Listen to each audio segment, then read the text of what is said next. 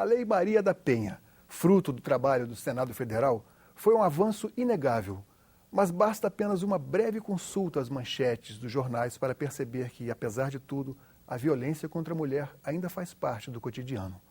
Para conversar sobre esse tema, Cidadania convidou a senadora Ana Rita, do PT do Espírito Santo, e Carmen Campos, coordenadora nacional do Comitê Latino-Americano e do Caribe para a Defesa dos Direitos da Mulher. Sejam bem-vindas aqui ao programa Cidadania. Obrigada. Eu gostaria de começar mostrando a vocês um depoimento de um psicólogo de uma delegacia da mulher e os depoimentos bastante fortes de mulheres agredidas. Então, vou chamar um VT para que depois nós possamos comentar. Por favor. Qualquer ato de violência baseado na diferença de gênero. Assim, as Nações Unidas definem a violência contra a mulher. Em quase todo o mundo, homens e mulheres são iguais perante a lei. Mas muitas vezes, os valores se confundem.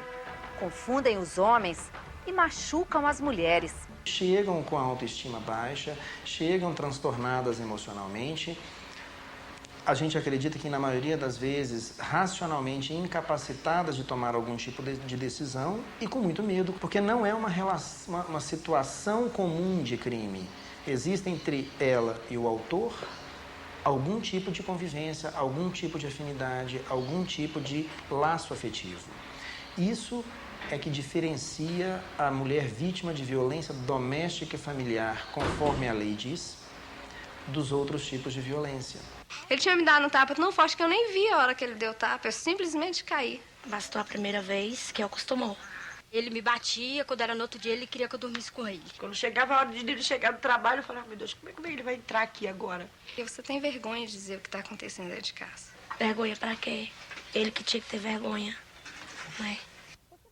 Bom, em 4 anos da Lei Maria da Penha, nós tivemos 9.715 presos e 1.577 prisões preventivas, com a instauração de 331 mil processos.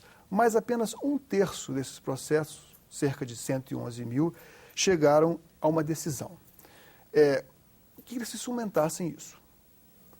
Por que é tão difícil, tem sido tão difícil, e se a decisão recente do Supremo Tribunal Federal, retirando a unicidade, ou seja, apenas a mulher poderia prestar queixas da agressão contra ela mesma, né? E agora a decisão do Supremo já amplia mais essa possibilidade.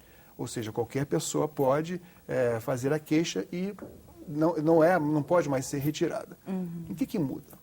Eu acho que, primeiro, assim, acho que é importante nós destacarmos aqui que essa recente decisão do Supremo Tribunal Federal é importantíssima, porque assim como o psicólogo deu depoimento dele de que muitas mulheres, ao chegarem à delegacia para fazer o registro, elas chegam muito nervosas, elas estão psicologicamente com dificuldade de falar, enfim, estão muito sofridas. E muitas vezes essas mulheres, ao fazer a denúncia, ela fica com receio também, porque ela está denunciando o seu marido, o seu companheiro, uma pessoa que, querendo ou não, ela convive com ele, é pai dos seus próprios filhos, e ela tem uma certa dificuldade. Então, a decisão do Supremo Tribunal Federal foi importante nesse sentido, porque além de garantir a constitucionalidade da lei, ela assegura de que qualquer outra pessoa, membro da família, ou um vizinho, ou mesmo o Ministério Público, pode denunciar essa pessoa, esse homem que cometeu essa violência contra a mulher.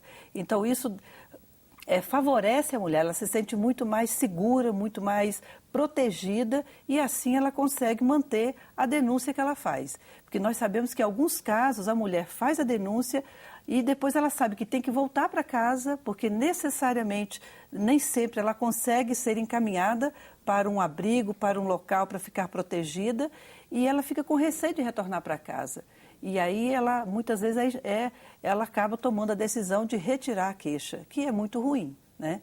Então, a decisão do Supremo Tribunal Federal é importantíssima, porque fortalece a lei e assegura a essa mulher uma proteção maior. Carmen, qual é a exata situação do Brasil comparado com os outros países da América Latina e os países do Caribe? Olha, o que a gente pode dizer é que a situação de violência das mulheres na América Latina, incluindo o Brasil, ela é muito similar, né? Os índices de violência são muito altos, a negligência dos poderes públicos é muito perceptível. E eu e a senadora vimos recentemente da audiência no Comitê CIDAW, do comitê que monitora o cumprimento da Convenção para a Eliminação de Todas as Formas de Discriminação contra as Mulheres, e uma resolução do comitê considera a violência contra as mulheres uma discriminação. Nós vimos recentemente de lá, onde o Brasil prestou o seu relatório informativo. Foi uma conferência na Suíça, né, em Genebra. Exatamente, né? em Genebra. E, coincidentemente, na mesma sessão em que o Brasil estava prestando informações, estava também a Noruega. E na Noruega, um país muito desenvolvido, né, onde as mulheres têm um acesso maior aos bens de consumo, educação e etc., os índices de violência contra as mulheres também são muito altos. E as ONGs da Noruega estavam denunciando a violência contra as mulheres, cujos índices também são bastante elevados. Então, o que a gente pode perceber é que o parâmetro, né, da violência contra as mulheres em todo o mundo ainda é muito alto. Na América Latina, nós temos algumas particularidades. Por exemplo, há países onde a violência contra mulheres indígenas, né, países com população indígena bastante grande, são também muito elevados. Então, dependendo da região, do país, nós temos algumas particularidades. Mulheres campesinas, né? Então, isso traz uma certa especificidade, mas não, digamos assim, não diferencia do ponto de vista dos índices, né, que são muito parecidos. Uma em cada 5 ou 4 mulheres é um índice mais ou menos que se pode dizer que permeia, digamos, a violência na América Latina. Ou seja, na sua visão, não há uma, digamos assim, uma separação entre... A violência ela não incide mais sobre as mulheres de classe economicamente menos favorecidas? Não. Essa relação entre violência e pobreza, né, que se faz inclusive com outros crimes, é uma relação muito perigosa. Na verdade, o que se pode dizer, bom, é que as mulheres pobres talvez tenham mais dificuldade de sair dessas relações porque não existem ou estão desempregadas ou os aparelhos públicos não funcionam corretamente, mas essa relação, dizer, não, apenas as mulheres pobres sofrem violência, não é verdadeira. As mulheres de camadas médias, o que não ocorre é a busca da solução via delegacia de polícia, que é o caminho encontrado pela grande maioria de mulheres pobres. E as mulheres de camada média procuram o psicólogo, procuram a vara de família, resolvem por outros meios que não a delegacia de polícia. Por isso que nós temos um grande registro de mulheres mais pobres nas delegacias de polícia, mas os índices dos países desenvolvidos demonstram que isso não é verdadeiro. Senadora, e no Espírito Santo, as entidades de defesa da mulher, as entidades e organizações não governamentais, elas têm se movimentado? Sim, o Estado do Espírito Santo, infelizmente, hoje é o Estado que é o que mais comete homicídio contra as mulheres. Ele está no ranking de homicídios contra as mulheres. E nós sabemos que as dificuldades que o Estado do Espírito Santo enfrenta não é diferente do que acontece nos outros estados. E essa é uma das razões, inclusive, da criação da CPMI.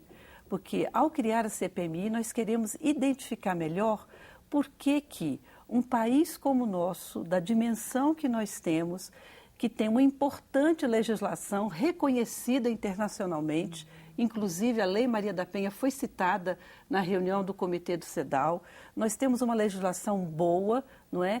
Mas as mulheres no Brasil continuam ainda sendo mortas. Então, e a cada ano que passa, os índices estão aumentando, né? Nós podemos dizer que hoje o Brasil é o 12º no ranking de 73 países em violência contra a mulher.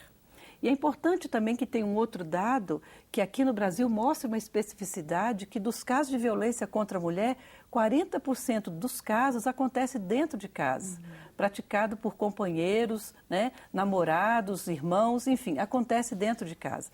Então a CPMI, ela quer identificar justamente como que o aparato estatal, né, seja do Poder Executivo, seja do Poder Judiciário, como que ele está preparado para justamente dar cumprimento à legislação que hoje existe. Que a legislação é boa, é importante, ela é reconhecida, ela é conhecida pelas mulheres. Os dados também mostram que as mulheres, na sua grande maioria, conhecem a Lei Maria da Penha, ou pelo menos já ouviu falar, mas ao procurar o atendimento, elas estão encontrando dificuldade da sequência. Então, nós queremos justamente apurar isso. Dos casos, né, como é que se dá, como é que os passos após a denúncia eles acontecem? Quais são as principais dificuldades que os poderes constituídos estão encontrando? Agora, um dado importante diz respeito à divulgação. E uma pesquisa realizada pelo Data Senado apurou que, de 2 anos para cá, o percentual de mulheres que ficou informada a respeito da existência da Lei Maria da Penha subiu de 70% para 98%. Sim. Quer dizer, claro que nós estamos falando de uma fatia do público que assiste televisão, ou que tem telefone, ou computador para se comunicar e dar esse retorno ao Instituto de Pesquisa. Mas até que ponto as pessoas estão informadas dessa nova, e se é importante, essa nova decisão do Supremo, que coloca sobre a responsabilidade de denúncia, não só, que admite a denúncia não só da própria agredida, mas de um vizinho, do telefonema para o 180, né, que é o Disque Denúncia. A Central de Atendimento, o 180 da Secretaria de Política para as Mulheres, que inclusive tem mostrado esse crescimento de denúncias contra as mulheres.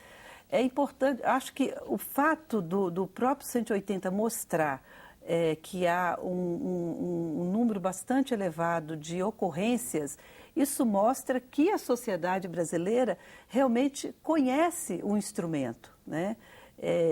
Porque eu acho que tem um outro dado que é importante, que a violência contra a mulher, ela não tem classe social. Ela acontece em todas as classes sociais. E nós sabemos que muitas vezes as mulheres de uma classe social mais elevada, ela tem dificuldade de fazer a denúncia, e o 180 possibilita fazer isso, né? Que é de mais fácil acesso para as pessoas, né? Então, o Disque 180, ele realmente chega a todas as pessoas que desejam fazer a denúncia. Então, é um número importante ser divulgado, né? Com certeza. 180, Secretaria Especial de Defesa dos Direitos das Mulheres, desculpe. Uhum. Eu acho que os próprios movimentos feministas, né, os próprios meios de comunicação têm procurado fazer essa divulgação, né? E o próprio governo tem feito muito bem essa divulgação do 180. Agora, trabalhando mais na prevenção, o que há de errado com os homens, com os companheiros, com os maridos, e o que pode ser feito em termos institucional, tanto do ponto de vista do governo, quanto do ponto de vista de organizações não governamentais, campanhas mesmo educativas? Eu poderia comentar um pouquinho